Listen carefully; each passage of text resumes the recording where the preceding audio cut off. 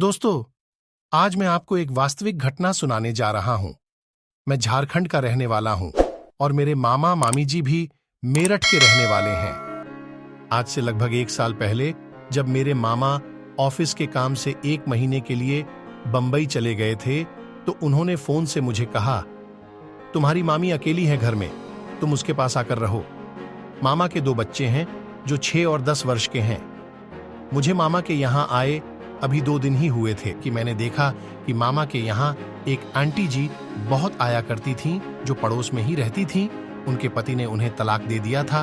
वे एक टीचर थीं और मेरठ में ही एक प्राइमरी स्कूल में कार्यरत थीं। उनकी उम्र लगभग 35 वर्ष की होगी।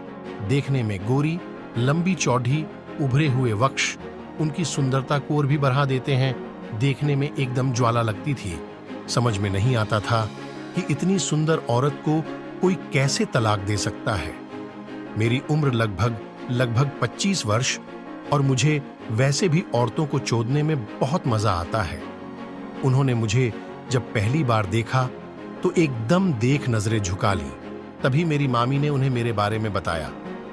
उसके बाद तो हम दोनों का सिलसिला ऐसा शुरू हुआ कि हम दोनों एक दूसरे से बहुत घुल मिल गए थे।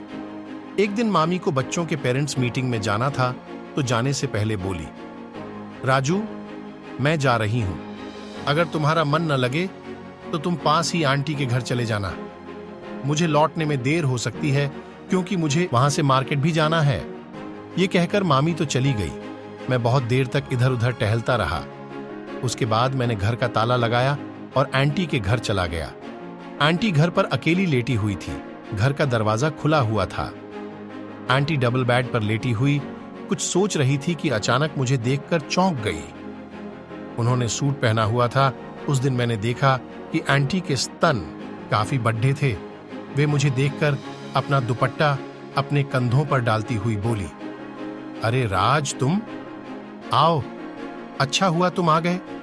मेरा मन नहीं लग रहा था, तुमसे मन भी लग जाएगा। मैंने कहा, हाँ, मैं भी बोर हो रहा था।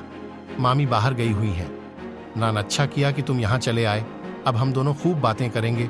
और मैं भी उनके बिस्तर पर लेटकर बातें करने लगा। मैंने गौर से देखा कि आंटी की आंखें लाल हो रही थीं।